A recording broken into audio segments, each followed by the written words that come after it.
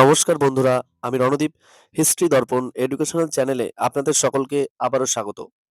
আজ আমাদের আলোচনার মূল টপিক হলো কল্যাণী ইউনিভার্সিটির অধীনস্থ যে সকল কলেজগুলো রয়েছে, সেই সকল কলেজগুলোর হিস্ট্রি যাদের মেজরে রয়েছে, সেই হিস্ট্রি মেজরের পাশাপাশি যাদের এসসিসি পেপারটা রয়েছে, অর্থাৎ স্কিল এনহ্যান্সমেন্ট কোর্স যে পেপারটি রয়েছে ইতিহাসের, সেই পেপারটি থেকে ইম্পর্টেন্ট কি ধরনের প্রশ্ন ফার্স্ট সেমিস্টারের পরীক্ষায় আসতে পারে।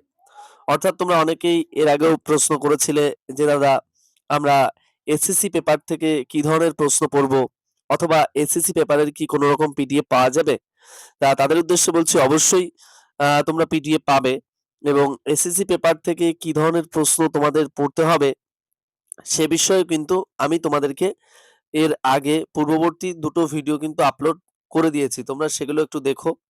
আর আজ আমি আলোচনা করছি বেশ কিছু ইম্পর্টেন্ট প্রশ্ন নিয়ে। তবে শুরুর আগে প্রথমেই বলি, তোমরা যারা চ্যানেলে নতুন আছো, অর্থাৎ হিস্ট্রি দর্পণ চ্যানেলে নতুন আছো, অবশ্যই চ্যানেলটিকে সাবস্ক্রাইব করে নোটিফিকেশন অন করে রাখবে, এবং বন্ধু বান্ধবদের মাঝেও শেয়ার করতে ভুলবে না। তাহলে চলো শুরু করা যাক আজকের প্রথম প্রশ্ন। অর্থাৎ কল্যাণী ইউনিভার্সিটির অধীনস্থ কলেজগুলির যাদের ইতিহাস মেজরে রয়েছে এবং সেই মেজরের এসসিসি পেপার অর্থাৎ স্কিল এনহ্যান্সমেন্ট কোর্স যে পেপারটি রয়েছে, সেখান থেকে কি ধরনের ইম্পর্টেন্ট প্রশ্ন পরীক্ষায় আসতে পারে। তাহলে শুরু করা যাক আজকের প্রথম প্রশ্ন।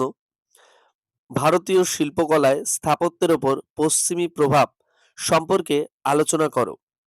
নেক্সট, চিত্রকলায় নন্দলাল বসুর অবদান আলোচনা করো।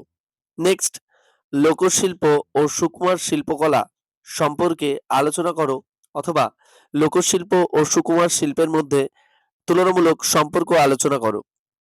নেক্সট, মুঘল যুগে স্থাপত্য সম্পর্কে আলোচনা করো, অথবা স্থাপত্যে শাহজাহান এর আমলকে স্বর্ণযুগ বলা হয় কেন সে সম্পর্কে আলোচনা করো।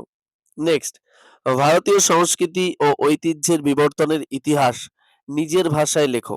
নেক্সট, মুঘল চিত্রকলার সম্পর্কে আলোচনা করো।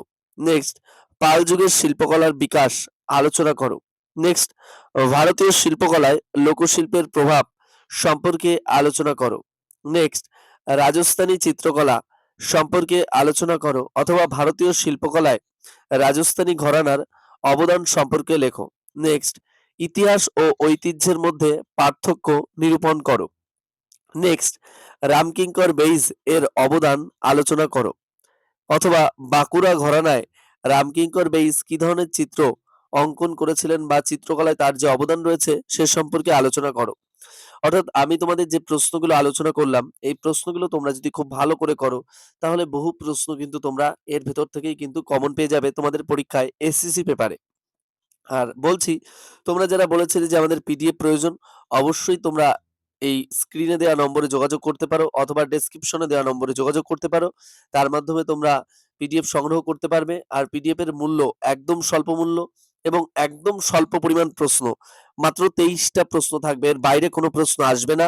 এর বাইরে যদি কোনো প্রশ্ন আসে, তাহলে আমি কিন্তু তোমাদের রিটার্ন অর্থ ফেরত দিয়ে দেবো, অর্থাৎ ফেরত দিয়ে দেবো অর্থটা পুরোপুরি। তাহলে বুঝতেই পারছো, একদম স্বল্প পরিমাণ প্রশ্ন কিন্তু তোমাদের দেয়া হবে, তোমরা বুঝতেই পারছো। আর তোমরা যারা চ্যানেলে নতুন আছো, অবশ্যই চ্যানেলটিকে সাবস্ক্রাইব করে রেখো এবং নোটিফিকেশন অন করে রাখবে। আর পাশাপাশি বন্ধুদেরকেও শেয়ার করতে ভুলবে না। আর আরো কি ধরনের ভিডিও দিলে তোমরা আরো বেশি উপকৃত হবে, অবশ্যই কমেন্ট বক্সে কমেন্ট করে জানাবে। আমি সে ধরনের ভিডিও দেওয়ারই চেষ্টা করব তোমাদেরকে। সকলে ভালো থাকবে, সুস্থ থাকবে, এবং ভিডিওটি সম্পূর্ণ দেখার জন্য তোমাদের সকলকে অসংখ্য ধন্যবাদ। দেখা হচ্ছে পরের ভিডিওতে। ধন্যবাদ।